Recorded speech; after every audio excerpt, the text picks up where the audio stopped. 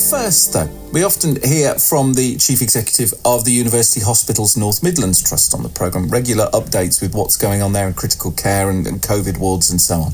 That's the Royal Stoke and the County Hospital in Stafford. And someone got in touch and said, why don't you talk to the people in charge of Harplands or Leighton? And we're like, do you know what, that's a very good point.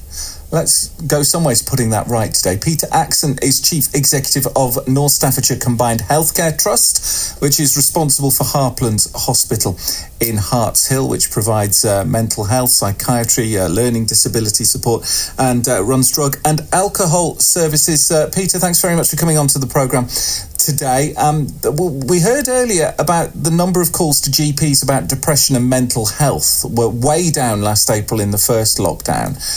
There was perhaps a perception that the NHS was too busy with COVID. What's it been like at Harplands? How busy have you been, and how different has the last 10 months been? Yes, it's been pretty busy, I have to say. So we provide at a very basic level two types of services. So we provide our crisis care inpatient services, as you described at Harplands primarily, and then wider community services across the sort of the broader footprint of North Staffordshire. And both services at different points in time have been under more pressure than perhaps they've ever been before. Inpatient services have been under pressure for two reasons. Firstly, because of the level of activity that they've been doing, but of course, similar, you mentioned University Hospital North Midlands a moment ago, similar to those guys, we've had to put in arrangements to make sure that we are safe from COVID, or as safe as we can be. So our bed base has been restricted, unfortunately, in that regard. So we've got less capacity than we would normally have. So it's a bit of a double whammy in terms of bed pressure. But I have to say that the teams have coped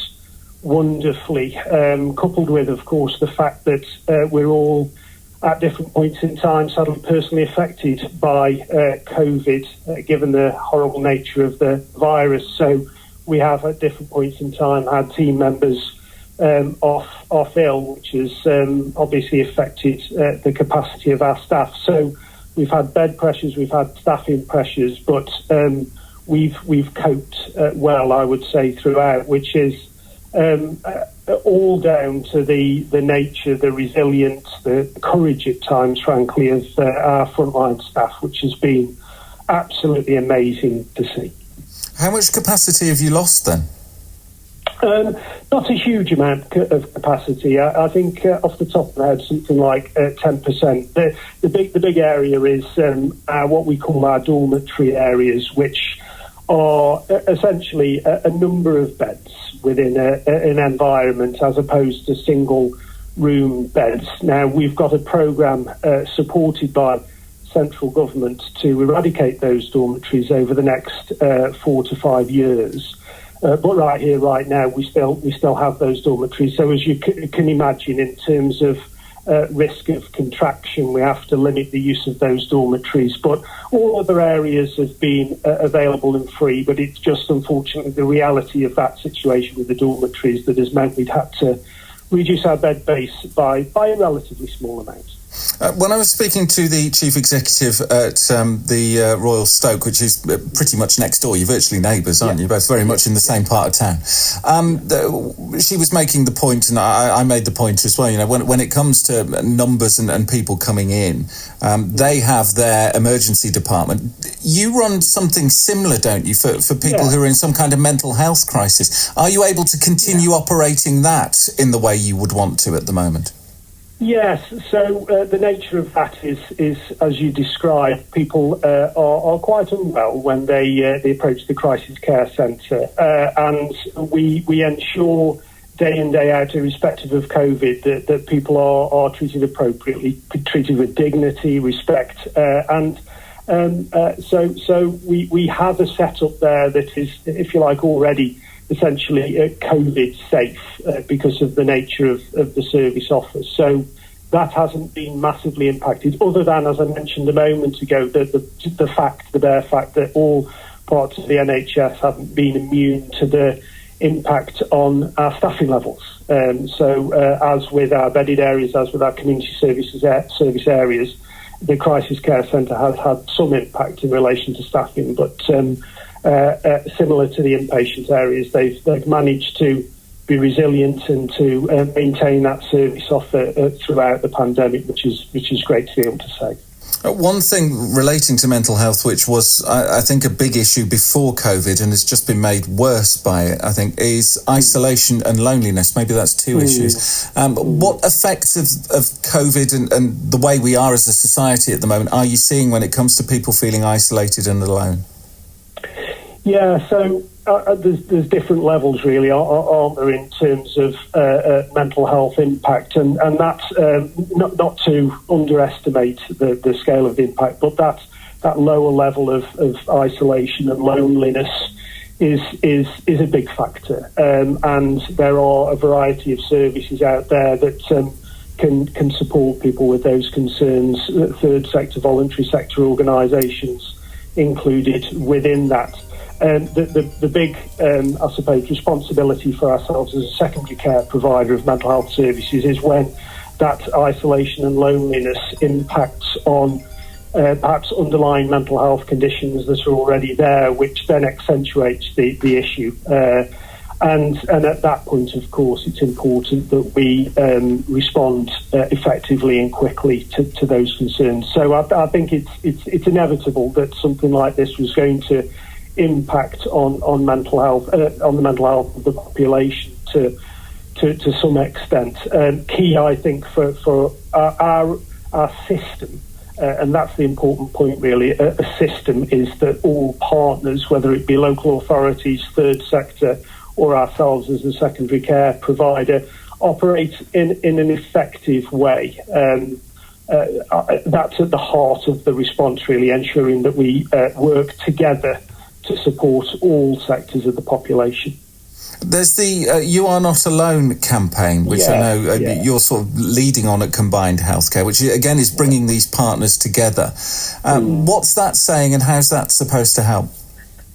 Yeah, so the You Are Not Alone piece is, for me, a fantastic way of describing, really, to the population that there are a variety of organisations out there that are there to support each and every individual, each and every member of the population in North Staffordshire. And that ranges from the obvious organisations such as ourselves through to third sector organisations, local authorities, and of course police, housing, education. There's a variety of organisations that are available, and the fundamental point, and the words really matter, you are not alone.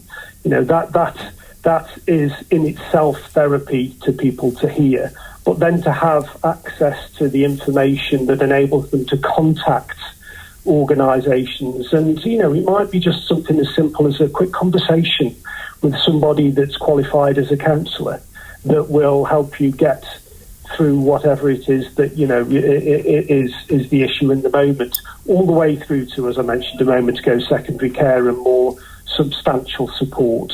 But the point being, there are a variety of services out there that are available to ensure that each and every person gets a bespoke level of support.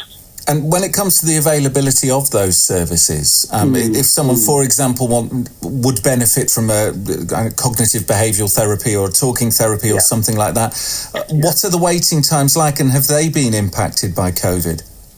Yes, so the waiting times have in part been impacted, I think it's fair to say. So we are trying to do a lot of our work through digital means. As you can imagine, it's a way of accessing as much of the population as we possibly can right here, right now, given the level of personal risk that's out there. So we are using as many digital contacts as we possibly can, but rest assured that when digital isn't the appropriate route to have consultations and conversations with service users, we make sure that we make personal contact, direct contact, physical contact, as it were, with somebody either in their home or an appropriate safe location. So we risk assess each and every referral to make sure that we provide the most appropriate service to them in the moment. But yes, there has been a small impact, and there are certain hotspots at the national level as well as local level that are particularly pressurised. And that's in part because of the increased level of referrals, increased level of activity that's occurred, as I say, both at a national level as well as local. So is North Staffordshire a hotspot then? No, it isn't. Okay. It isn't. The bit, I suppose, the area that springs to mind is child and adolescent mental health. At a national level, referrals have increased quite a lot over the last 6 or so months. We're fortunate in that we have a unit within the area that provides those services, but a number of other areas in the country unfortunately aren't quite as fortunate as ourselves. So there are pressure points around and about, but I'm really pleased to say that we aren't as affected as many areas in that regard. And just finally, Peter, some sort of practical advice, if possible, for people who are finding life really difficult at the moment and are finding it difficult to manage to cope with feeling negative thoughts, negative emotions, maybe even suicidal thoughts and so on. It's quite difficult to know who to turn to sometimes. What should we do? Yeah, so I would say initially, please do visit our website. Although we're a secondary care provider of services, we do signpost organisations that provide that, if you like, lower level support. And those organisations absolutely are out there, the likes of Mind, Vast, other third sector organisations who have what I call direct access criteria, so you can approach them directly and have conversations with them directly. The third sector is a wonderful resource in terms of social care level support for and they absolutely shouldn't be underestimated. So please do visit our website, visit the kind of organisations I've just mentioned a moment ago's website, the likes of Mind, etc., and the local authority who have that responsibility for social care also will be able to give loads of advice in relation to where to go to support each and every person. It's good to hear that support is out there for those of us that need it. Thanks very much for your time today. Stay safe, take care, and keep up the good work at the Heartlands and in the community as well. Peter Axon, Chief Executive of Combined Healthcare based at the Heartlands Hospital on Hilton Road in Stoke.